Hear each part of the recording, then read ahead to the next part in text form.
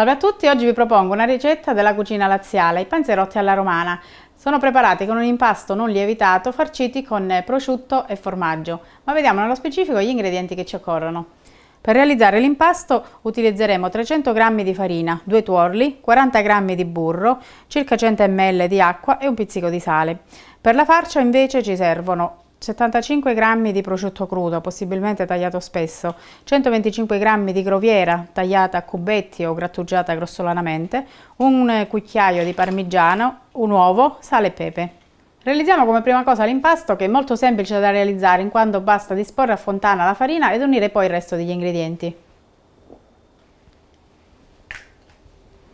Amalgamiamo inizialmente gli ingredienti con una forchetta, dopodiché impastiamo. Aggiungiamo la farina, magari ci aiutiamo con un tarocco.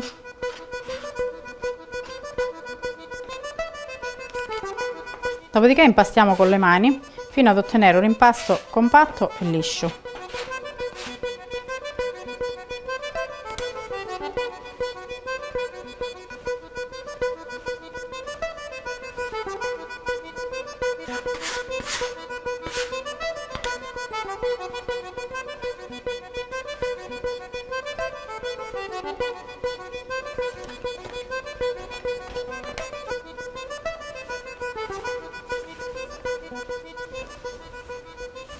Lavoriamo energicamente l'impasto. Se durante la lavorazione dovesse attaccare sulla spianatoia, aggiungiamo di tanto in tanto un pizzico di farina.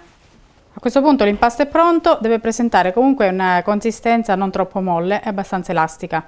Lo copriamo con pellicola e lo poniamo a riposare in frigorifero per circa 30 minuti. Nel frattempo che l'impasto riposa possiamo preparare il ripieno, quindi cominciamo a tagliare a cubetti il prosciutto. Tagliamo inizialmente il prosciutto a striscioline sottili, dopodiché le tagliamo in cubetti piccolissimi di circa 2 mm. Dovremmo ottenere quasi un trito. Trasferiamo il prosciutto in una bowl di vetro o in un altro contenitore e aggiungiamo la groviera. Aggiungiamo il parmigiano, un po' di sale, poco perché il prosciutto è già salato, il pepe ed amalgamiamo il tutto con l'uovo. Una volta che abbiamo tutto pronto e l'impasto ha riposato, possiamo realizzare i panzerotti. Tiriamo la pasta in sfoglie più o meno sottili. Iniziamo tagliandola in più parti, abbassiamo leggermente i pezzi di pasta, dopodiché li passiamo alla macchina tirasfoglie utilizzando i rulli allo spessore più alto.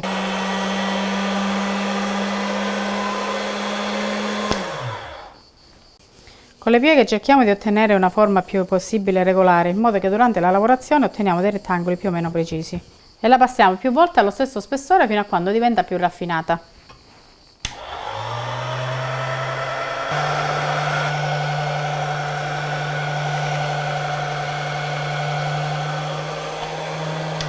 Una volta che abbiamo terminato il primo passaggio, riduciamo lo spessore dei rulli di 1 o 2 punti e passiamo nuovamente tutte le sfoglie. Continuiamo allo stesso modo riducendo man mano lo spessore dei rulli, fino ad ottenere delle sfoglie con un'altezza di circa 2-3 mm. All'ultimo passaggio disponiamo le sfoglie direttamente sul tavolo leggermente infarinato, senza accavallarle. Dopodiché pennelliamo leggermente ogni sfoglia con poco albume e vi posizioniamo mucchietti regolari e un po' di composto. La quantità ideale è circa un cucchiaio di ripieno. Bisognerà avere l'accortezza di posizionare il ripieno sul lato della sfoglia in modo da poterla poi ripiegare su se stessa. Facciamo fuoriuscire bene l'aria. Facciamo una leggera pressione con le mani. Dopodiché richiudiamo bene sui bordi. Infine, utilizzando un coppapasta liscio di circa 8 cm di diametro, tagliamo i panzerotti.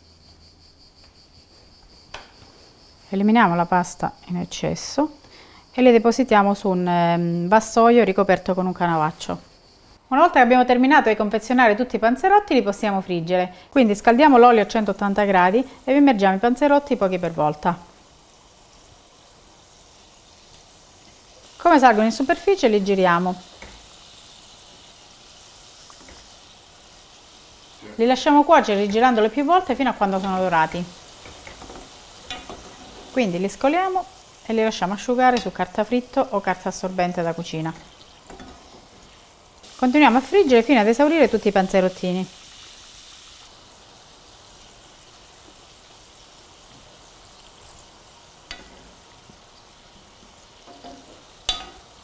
Aggiungiamo appena un pizzico di sale e li serviamo adagiandoli possibilmente su cartapaglia. Il panzerottino alla romana dovrà presentarsi friabile e croccante all'esterno, morbido internamente e con il ripieno filante. I panzerottini alla romana sono ottimi per accompagnare un aperitivo, ideali anche per essere inseriti all'interno di un antipasto. Inoltre, se si vuole, è possibile prepararli anche in anticipo, porli in frigorifero e friggerli al momento del servizio, o meglio ancora si possono anche surgelare e friggere poi all'occorrenza. Un saluto da Sonia e alla prossima videoricetta!